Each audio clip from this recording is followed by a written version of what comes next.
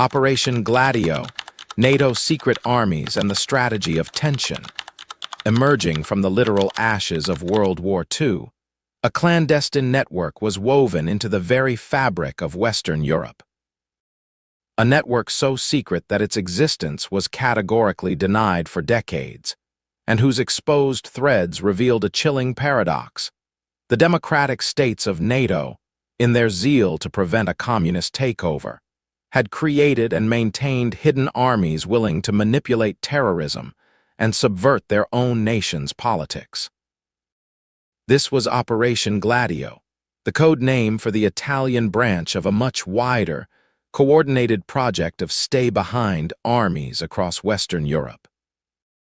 The story, which exploded into public consciousness in 1990 with the revelations of Italian Prime Minister Giulio Andreotti, rewrites the history of post-war Europe, suggesting that the continent's political stability was not merely a triumph of democracy over extremism, but was also, in part, secretly managed, and at times violently destabilized, by unelected intelligence agencies operating under a NATO mandate.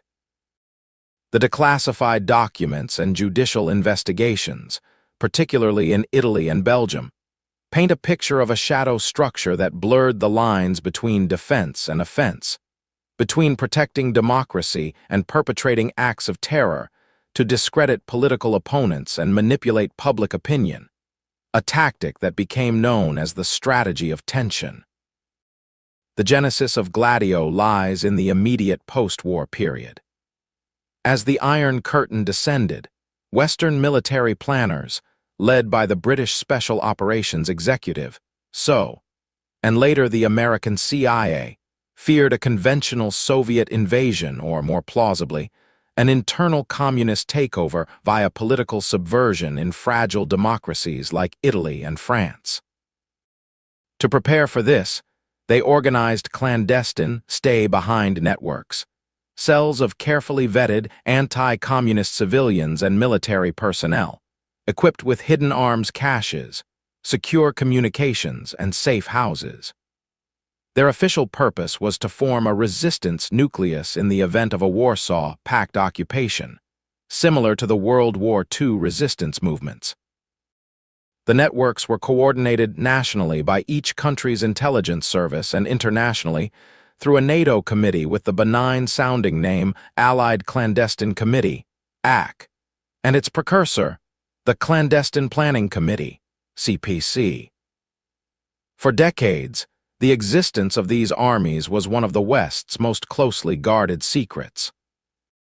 The profound historical rewrite begins not with the Army's creation, but with their alleged operational shift in the 1960s and 1970s. As the perceived threat evolved from outright invasion to the political rise of strong communist parties in Italy and socialist movements elsewhere, elements within these networks and their intelligence handlers are alleged to have pivoted from a defensive, stay-behind posture to an offensive strategy of tension. The theory, supported by extensive investigations by Italian magistrates like Felis Casson, posits that Gladio operatives or factions linked to them were involved in orchestrating or facilitating a series of devastating far-right terrorist bombings across Italy. The goal was to create a climate of fear and instability, tension, that the public would blame on left-wing extremists, thereby discrediting the Italian Communist Party, PCI, and justifying a stronger, more authoritarian state, possibly even a coup.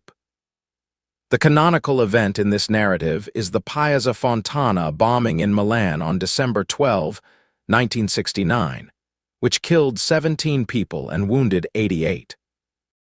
Initial investigations pointed falsely at anarchists, but decades of judicial work revealed a labyrinthine trail leading to far-right groups like Ordine Nuovo, with tantalizing connections to Italian military intelligence, SISMI, and, by alleged proxy, to the Gladio structure. The evidence is complex and often circumstantial, built from weapon caches, defector testimonies, and mysterious deaths of informants. However, the sheer weight of investigative findings and political admissions is staggering. When Prime Minister Andreotti finally acknowledged the Italian Gladio's existence in 1990, he confirmed it had been involved in unauthorized activities. A 2000 report by an Italian parliamentary commission concluded that the strategy of tension pursued by elements within the state had sought to stop the PCI and, to a lesser degree, from reaching executive power. Even more damning are the transnational links. Investigations into other bombings, such as the 1972 Pitino attack and the 1980 Bologna railway station massacre, Europe's deadliest post-war terrorist attack until the Madrid bombings, further entangled neo-fascist groups with intelligence agents. In Belgium, the revelation of its stay-behind network, SDRA-8, became intertwined with the terrifying and still unsolved Brabant killers spree in the 1980s. The ultimate rewrite Operation Gladio forces is the reevaluation of the years of lead in Italy and similar periods of terrorism across Europe.